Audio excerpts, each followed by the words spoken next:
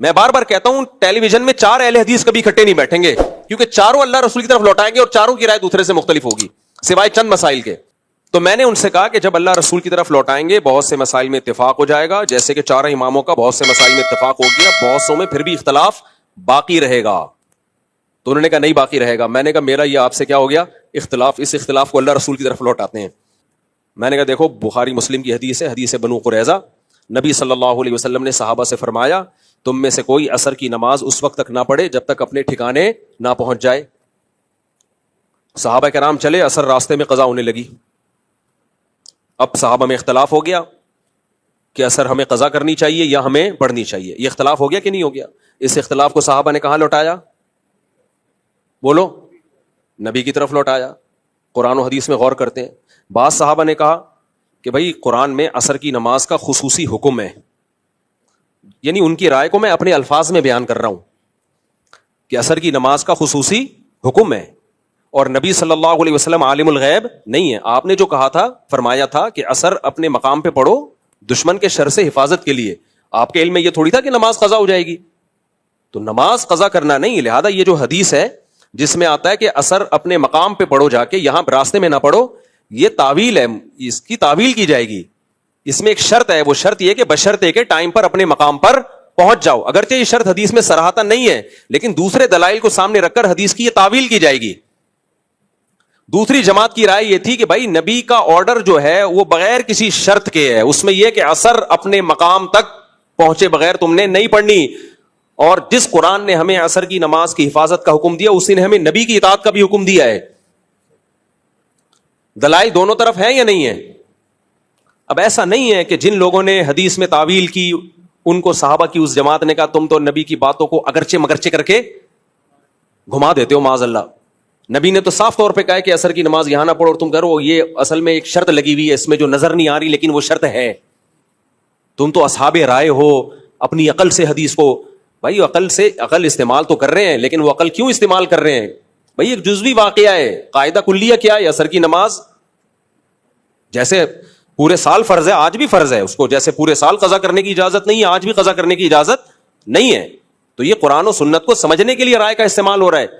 یہ لوگ نا احناف کو بولتے ہیں اصحاب رائے، اور ان کا مقصد یہ ہوتا ہے یہ کھوپڑی استعمال کرتے ہیں. بھائی کھوپڑی قرآن و سنت کو سمجھنے کے ڈیپ میں جانے کے لیے استعمال کر رہے ہوتے ہیں. اور دوسرے فریق نے کہا کہ نہیں بھائی نبی کا جو ظاہری حکم ہے اسی کو لیں گے. تو بتاؤ جب انہوں نے اللہ رسول کی طرف لوٹایا تو اختلاف ختم ہو گیا یا باقی رہا؟ باقی رہا اختلاف، کیونکہ دلائل دونوں طرف تھے. ایک فریق نے نماز پڑھ لی، دوسرے نے نماز قضا کر دی. اسلام میں نماز سے بڑھ کر کوئی حکم نہیں ہے. اور یہ نماز کی کسی ایک کیفیت کا مسئلہ نہیں تھا کہ رفع الیدین کرنا ہے کہ نہیں کرنا، یا رکعتوں کا کہ 4 رکعتیں پڑھنی ہے کہ 3 پڑھنی ہے. یہ سرے سے نماز پڑھنی ہے کہ نہیں پڑھنی ہے، اس سے بڑا اختلاف کوئی ہو نہیں سکتا. اور نماز بھی وہ جو عصر کی جس کی سب سے زیادہ تاکید ہے. اسلام میں توحید کے بعد سب سے بڑا حکم نماز، اور اس کے بھی پڑھنی ہے کہ نہیں پڑھنی، اس سے بڑا اختلاف نہیں ہو سکتا. جب اتنے بڑے اختلاف کو اللہ رسول کی طرف لوٹایا گیا وہ اختلاف حل نہیں ہوا. پھر جب یہ جماعت نبی کی خدمت میں گئی ہے، نبی نے دونوں میں سے کسی ایک فریق پر ملامت نہیں کی اور یہ بتا دیا کہ جب اللہ رسول کی طرف لوٹانے کے بعد بھی اختلاف رہا جائے گا تو امت کو چھریاں چھوڑ کے آگ لگانے کی اجازت نہیں ہے. پھر یہ نہیں ہے کہ ایک فریق دوسرے سے مناظرہ کرے کہ ہمارا اختلاف ہو گیا دوبارہ لوٹاؤ، وہ لوٹاتے ہی رہتے اب تک بیٹھ کے. وہ ان کی نسلیں یہی کام کر رہی ہوتی ہیں. بھائی ایک دفعہ لوٹا کے ایک رائے قائم کر لی، اس پر عمل کرو، جو عمل کرے ٹھیک ہے، جو جس کی دوسری طرف رائے وہ اس پر عمل کر لے. دونوں فریق کیا ہیں؟ جنتی.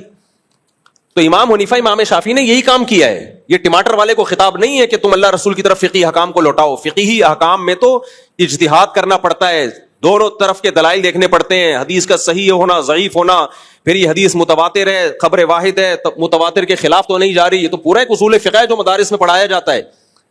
اس ڈیپ میں جا کے مجتہدین نے، جو ائمہ مجتہدین ہیں، انہوں نے قرآن و سنت سے مسائل نکالے جن میں دلائل دونوں طرف نہیں تھے، ایک ہی طرف تھے، اس میں ان سب کا اتفاق ہو گیا. جس میں دلائل دونوں طرف تھے تو ایک نے ایک رائے قائم کی، دوسرے نے دوسری رائے قائم کی. اب ہم امت کو کہتے ہیں بھائی چاروں ائمہ برحق ہیں، انہوں نے قرآن و سنت کی طرف لوٹا کے ایک رائے قائم کر لی ہے. اس رائے کو 100% غلط کہنا درست نہیں ہے. اور اگر کوئی رائے ایسی تھی جو 100% غلط تھی تو اس کو ان کے شاگردوں نے خود ہی غلط کہہ دیا ہے، آپ کو تکلف کی ضرورت نہیں ہے. جیسے کوئی حدیث ہی نہیں پہنچی امام حنیفہ تک، اس لیے انہوں نے ایک رائے قائم کر لی، تو اس کو تو حنفیوں نے ویسے ہی چھوڑ دیا اس رائے کو.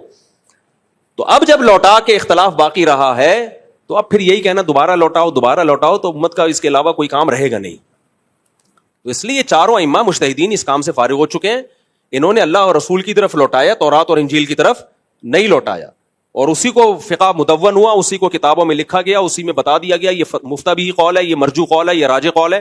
اب آپ اسی کی پیروی کریں, اب کوئی اور کام کریں آپ.